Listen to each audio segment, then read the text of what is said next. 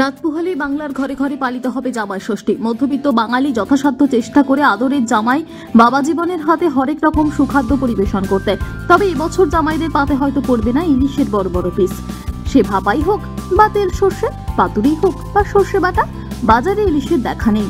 800 থেকে 900 গ্রাম ওজনের ইলিশ 1500 থেকে 2000 টাকার মধ্যে ঘোরাফেরা করছে। সেগুলি সব বাংলাদেশ এবং মায়ানমার থেকে আমদানি করা নোনা ইলিশ। বঙ্গোপসাগরের ইলিশ ধরার জন্য আগামী 14 জুন সুন্দরবনের কাকদ্বীপ, নামখানা, ফ্রেজারগঞ্জ ইত্যাদি ব্লক থেকে কয়েক হাজার ট্রলার সাগরে নামবে। গত 2 মাস ইলিশের প্রজননকাল চলার কারণে সাগরে ইলিশ ধরার প্রতি বছরই থাকে নিষেধাজ্ঞা।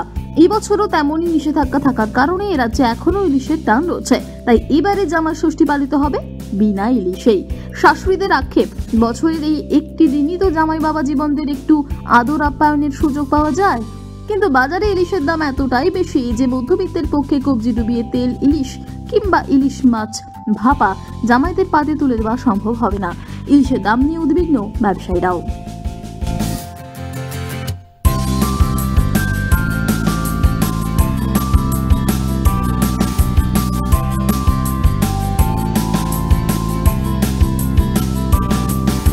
জামাই ষষ্ঠীর জন্য কি চিন্তা ভাবনা করেছেন? কি চিন্তা ভাবনা আর করব, যা জিনিসের দাম, একটা জিনিস আনতে গেলে মোট 80 টাকার পুরো সবজি নিচে নেই। তারপরে তো মাছ, একটা ইলিশ মাছ আনতে গেলে সে বাইরের ইলিশ, তাই আবার 2000-2500 টাকা করে কিলো।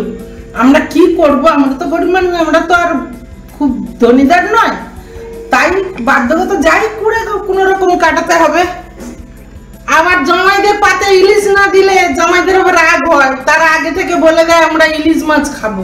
এখানে ইলিশ মাছই তো পাইনি, সব তো বাইরে থেকে আসে, আমাদের এদিকে ট্রলার যায় না। তো ওই ইলিশ মাছ এখন খুঁজে খুঁজে কি করতে পারি, ইলিশ খুঁজে খুঁজে আবার দোকানে গেছি, দোকানদার বলছে এটা বাইরের ইলিশ, আমাদের এখানকার ইলিশ নয়। তবু কি 2000 কত টাকা করে বলে দিল, 2100 কত টাকা, 70 টাকা করে ইলিশ মাছের কিলো। একটা ইলিশ মাছ নিলে তো হবে না, তাই আবার আমরা গরিব মানুষ কি করব, তবু দেখি চেষ্টা করি। ইলিশ মাছ সেরকম একটা নেই, বাইরের মাছ আসছে, আর সেটা আপনার খুবটাই দাম।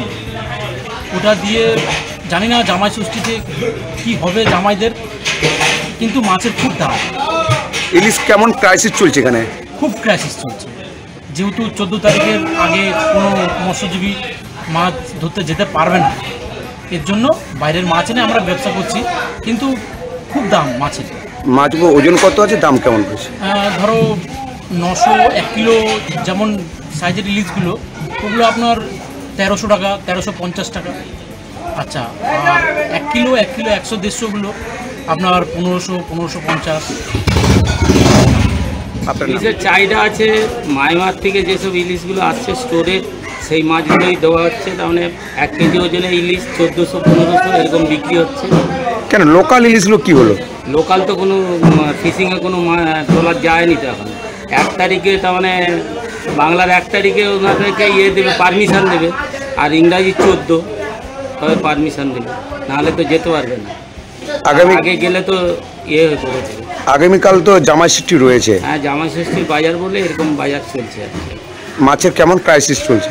মাছের ক্রাইসিস আছে, স্টোরের মাছগুলো আছে বলে যাও টুকটাক পাচ্ছে, নাহলে পেতো না মাছটা। আপনার না ইলিশ বাড়তে পড়বে না এমনটি নয়, কারণ কি আমাদের ব্যান পিরিয়ড এখনও ওঠেনি, তাই আমাদের ট্রলারগুলো সব মাছ ধরতে বেরোয়নি এখনও। তো এবছর জামাই ষষ্ঠী স্টোরের মাছ দিয়েই করতে হবে। মূলত বাংলাদেশ থেকে সেরকম ইলিশ মাছ তো আসছে না, তো মায়ানমারের উপরে ভরসা রাখতে হবে, এবং স্টোরে মায়ানমারের বেশ কিছু মাছ আছে, বাজারে ইলিশ মাছ পাওয়া যাবে, এবং মাছগুলো যথেষ্ট বড় রয়েছে। তো ইলিশ মাছ যেরকম বাংলাদেশের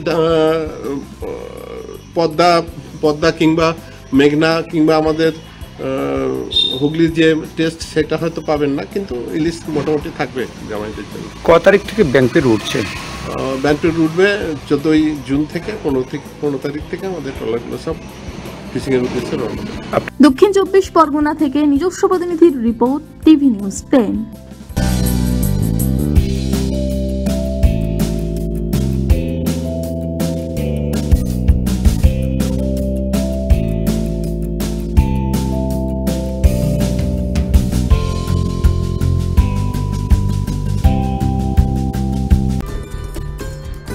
সহজেই স্বাস্থ্যসাথী কার্ডের মাধ্যমে সুচিকিৎসার একমাত্র প্রতিষ্ঠান সিটিজেন হসপিটাল, বিধাননগর, দুর্গাপুর।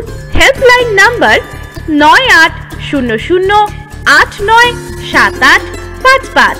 অ্যাপয়েন্টমেন্টের জন্য ফোন করুন 7477783932 কিংবা 9933475697 এই নম্বরে। সুলভে সঠিক চিকিৎসার একমাত্র প্রতিষ্ঠান বিবেকানন্দ হসপিটাল।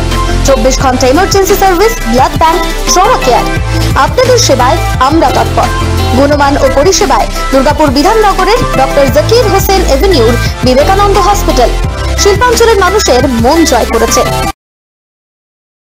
সবার আগে খবরের আপডেট পাওয়ার জন্য সাবস্ক্রাইব করুন আমাদের ইউটিউব চ্যানেল এবং ক্লিক করুন বেল নোটিফিকেশন আইকনে।